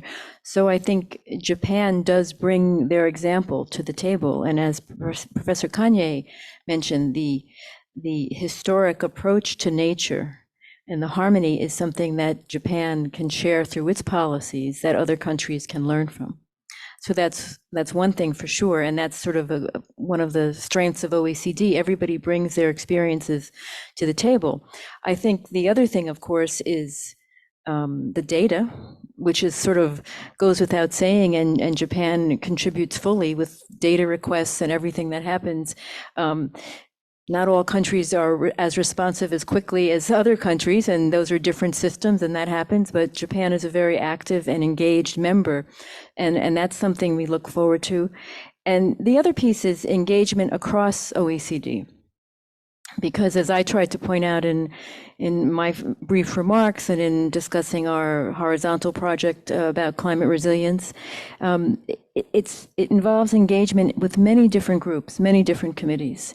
And of course, this all gets challenging in that there's a Japanese delegation in Paris, but they reach back and work with all the different agencies in the Japanese government. And Japanese agencies have a lot of work to do. And so this is another request on top of everything else. And so the responsiveness that we get, that Japan brings to the table is much appreciated. And that's something that I think is very important for OECD. I think that that's really what we look for. And because Japan has been a very long-time member of OECD and a very engaged member, I think we are very, very excited about our relationship. And as you can tell just from this symposium and our engagement helping to support some of the work at G7, we have a strong partnership. So there are no complaints coming from me at all. And I think it's just a very strong and positive relationship where we continue to learn from each other, and Japan brings its history and its strong databases and its strong interest in the SDGs and new concepts like nature positive economy to the table that benefits many. So that's how I would describe the partnership and what we look for at this point as we face this transformation. Thanks. Okay, yeah, thank you very much. So very, very positive remarks, basically. Yeah, thank you very much. Yeah, okay. So, yeah. So now, yeah, actually now I have some unplanned questions. So maybe, maybe you are not prepared, but so I'd like to now, yeah, I think Professor Kanye raised like inclusiveness, like one of the key, sustainability issues. And then, yeah, so about this inclusiveness issue, so maybe I'd like to first ask a question. Yeah, yeah, okay. This is what I get for sitting close to the moderator. Okay, so on inclusiveness, I think that there's a lot of different ways this is being looked at. Certainly in terms of how OECD works beyond OECD members. And many other countries participate in committees as observers. Many other countries adhere to the recommendations of OECD, which try to set the standards and make things more transparent and carry out the values of the members of OECD. So that's one way for kind of general inclusiveness. I also think that such things as the inclusive framework on carbon mitigation approaches or the inclusive framework on taxes that have been worked on over the years, those are also efforts that have many members, many countries beyond OECD members. So there is an effort to very much be inclusive. Now that gets at the inclusivity sort of on the world stage, on the geopolitical stage, but also in terms of policies having to do with environmental justice or equity. I think there are many efforts throughout OECD and the policies to sort of make sure these are being addressed so that all levels of society are included. And I believe that Japan has been a champion for some of these activities at the OECD. OECD is in the process right now of developing a new strategy or something that cuts across all of the organization on gender.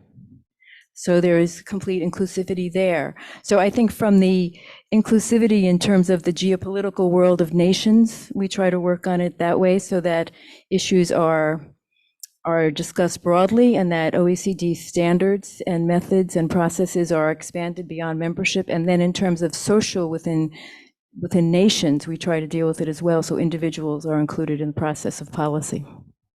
Thank you very much. So then may I ask a question to Ono-san about this inclusiveness, but anything about inclusiveness, but if in terms of maybe this geopolitical inclusiveness, Japan is a member of G7 and the G20, the both members. So then maybe, the strategy to G7 and G20 might be a bit different. Like a G20 is more kind of a inclusive, forum. Yeah. So if any, strategic approach.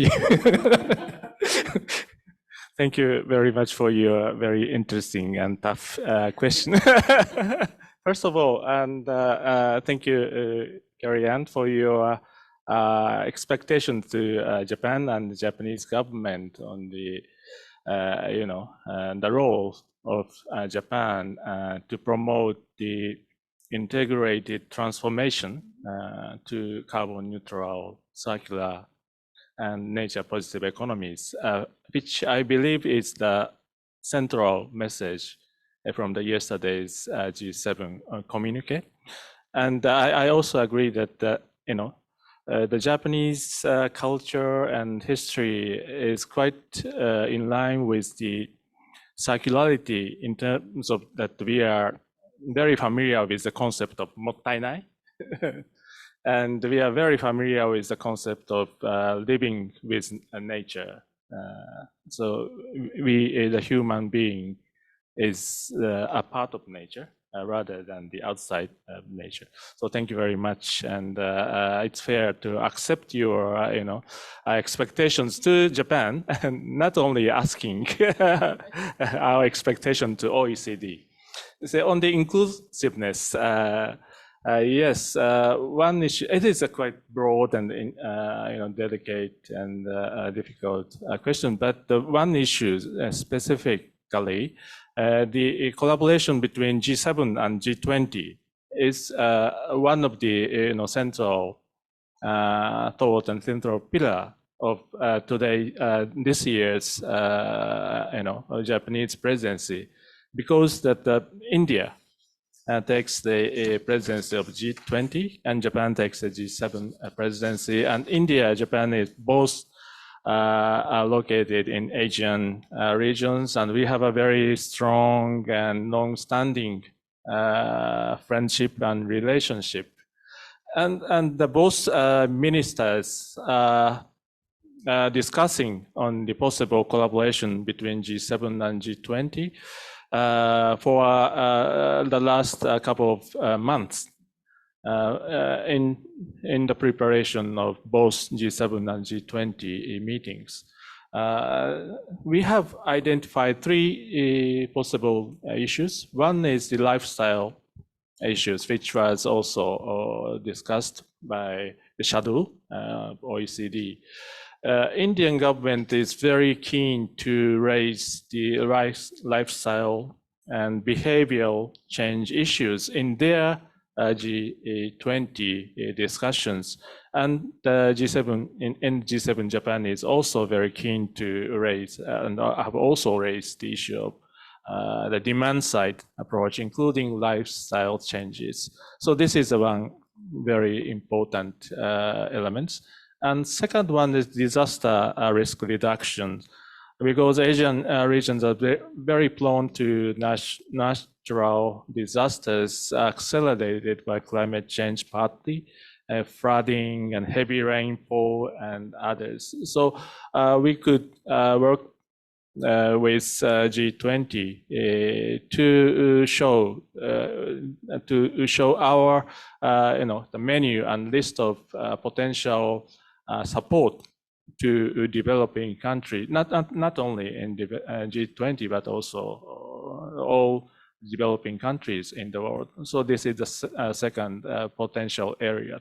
And third one is ocean and ocean plastic issues, which G20 is tackling over the last couple of years. And G7 agreed on the the 2040 reduction of plastic pollution to 0 by 2040. So I think we could work with G20 colleagues on that issues. So we are thinking about inclusiveness in terms of G7 and G20. And there are a lot of geopolitical issues involved in the G20 issues. And but whatever the geopolitical issues are, we should accommodate. We should work on the environment because it is a universal issues, and we will do what we can do. If this could be a small step, we will do whatever we can do to accommodate and to ease the political tensions existing in the G20 and other in the world. Thank you.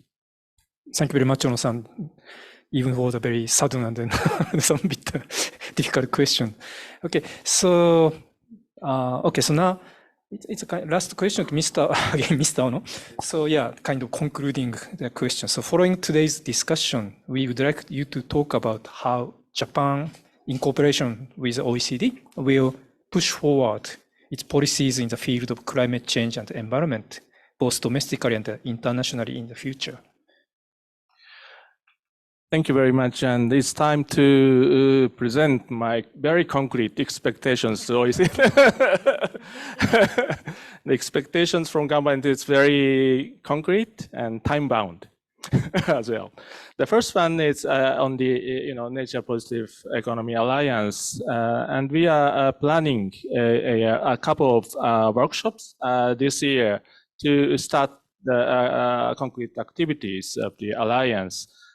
Which I think is led by my colleague Naoko Hamashima. She's the director of the Office for Mainstreaming Biodiversity. It's a quite fancy name.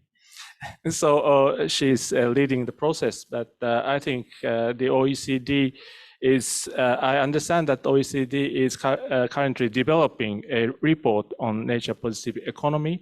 So if the report could be published on time, they could greatly contribute to the process of discussion in the alliance. And I also hope that publish should be in line with the COP28 this year. It's it will start from the end of November this year. And if we could, present the outcome of your report as well as the discussion of the alliance, that could formulate very, interesting, for example, side event at the COP28. This is the first list, and the first one in the list. And second one is on the carbon market, which was also covered by the wallet, I think. And we have agreed on the principles of carbon market, high integrity carbon market at the G7. And following up that agreement, we are planning to hold a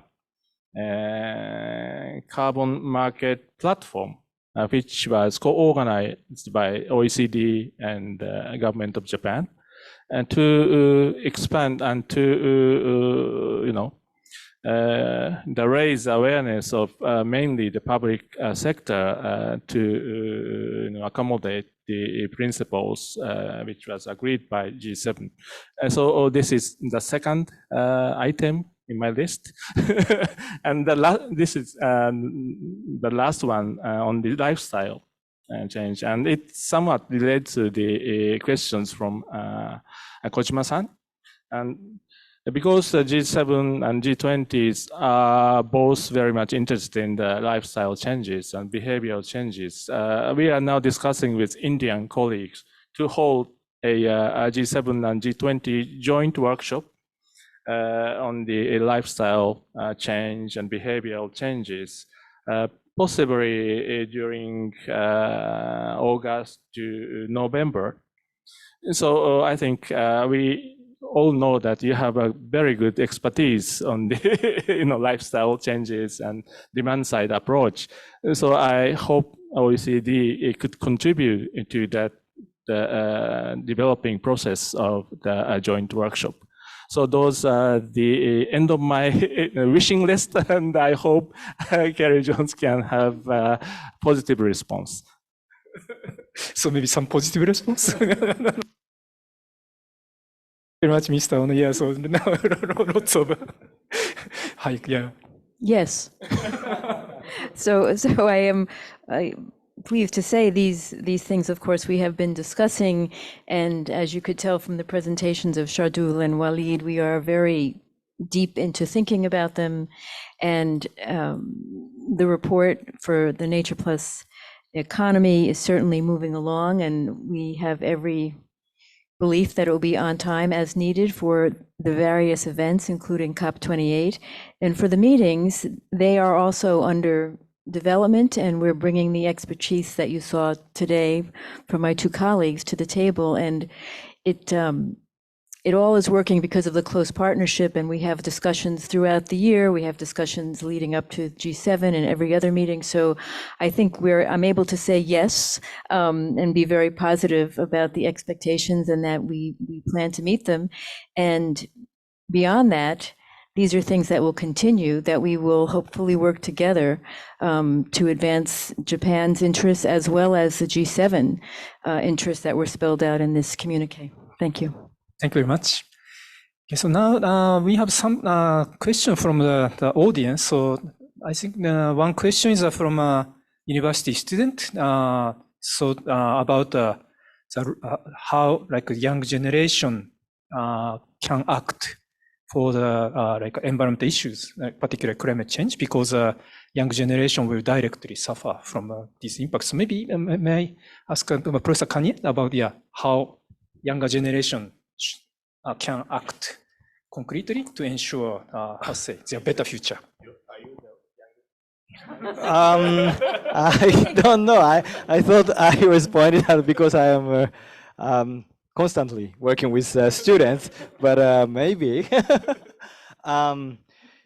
Well, I think there are opportunities, many opportunities now in many places where young people can make voice and use that opportunity. That's I think the biggest message.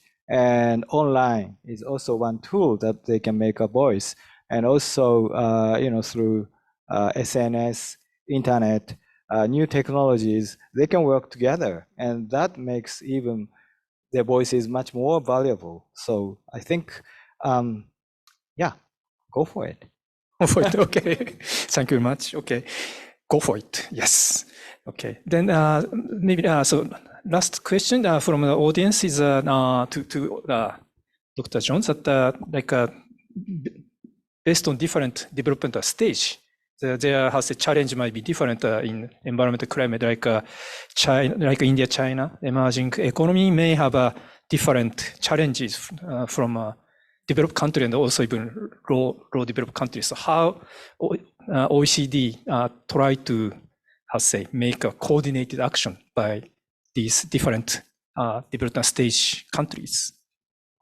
Thank you for that question. It's a very important question, and specifically, I think the way OECD is working on this issue is through, for instance, the Inclusive Forum for Carbon Mitigation Approaches, where we are hoping that India and China will join and share their policies, and everyone can look at methodologies to see how policies are affecting carbon emissions. And in this discussion, we can understand the challenges that each other faces, because every country is at different development stages, and every country has a different mix of industries, a different mix of economic growth paths, as well as cultural sensitivities as to what kind of changes might come up that you heard from Shardul. So I think this inclusivity is the way to address the various development stages. And also, I think transparency and sharing of data and being able to have peer-to-peer policy dialogue, because this is not about the least developed countries and the most developed countries. This is sort of about the world struggling with a shared problem, and we all come at it from different places. And so the more we know about each other, the more we can find common solutions. Thank you. Yeah, thank you very much. All right, so now is the time to close the panel discussion. So thank you very much for all three panelists. Very fruitful discussion. Thank you very much. So now I would like to invite Mr. Yasuo Takahashi, Executive Director of IGES, for closing remarks. So Mr. Takahashi, the floor is yours. Thank you, Kojima-san, for your introduction. On behalf of the co-organizer of this symposium, the Institute for Global Environmental Strategies, IGES, I would like to say a few words as we close this symposium. Actually, it is my great pleasure personally to join this symposium because I worked for the Japanese delegation to the OECD 30 years ago when I was relatively young. So I'm very happy to welcome our excellent OECD colleagues to this symposium. So today's symposium focused on the OECD's contribution to the G7 Climate, Energy and Environmental Ministerial Meeting concluded yesterday in Sapporo. And we introduced the OECD's efforts in the area of climate change and the environment, and discussed the challenges of the transition to a decarbonized society and the nature positive economy, for which we need a bold global efforts to transition.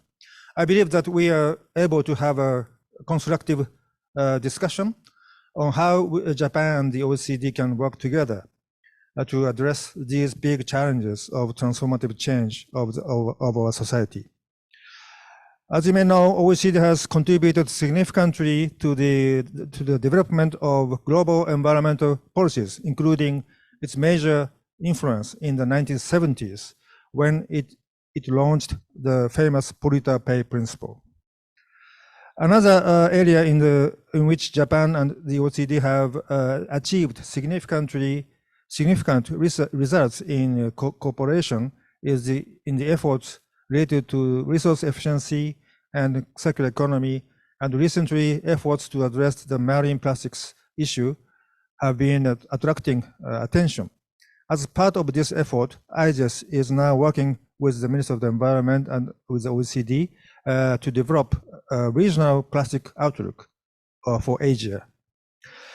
In addition to these efforts, the transition to a nature positive economy, which was the subject of much discussion in the earlier panel discussion, is another topic that is expected to be addressed through collaboration between Japan and the OECD. Of course, when we address the issue of nature positive economy, we have some difficulty different from the issue of climate change, because we have to deal with very complex natural ecosystems.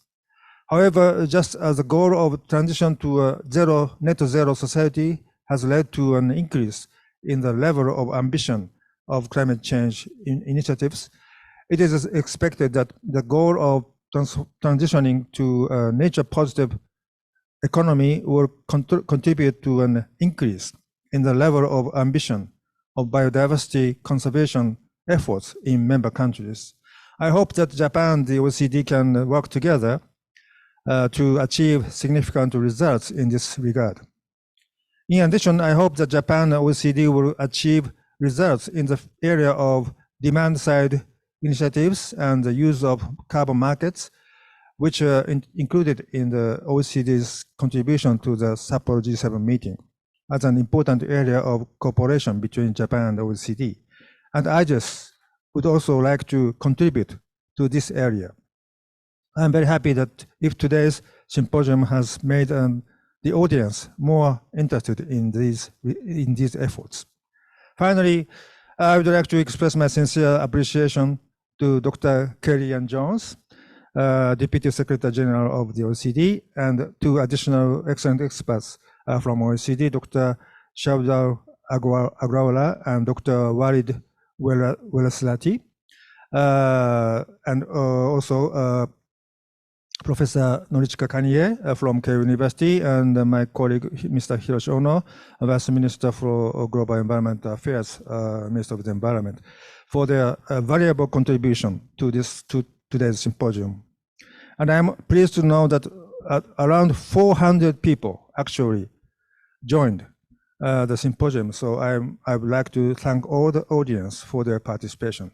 And finally, I would like to express my sincere appreciation to the many people who have contributed for the preparation of this symposium. So thank you very much for your attention. Thank you very much, Takashi-san, for your closing remarks. So now I would like to close the symposium. So thank you very much for all the audience watching this symposium. So after closing this webinar symposium, the questionnaire will browse on your screen. So please give us your feedback. Again, thank you very much for your participation.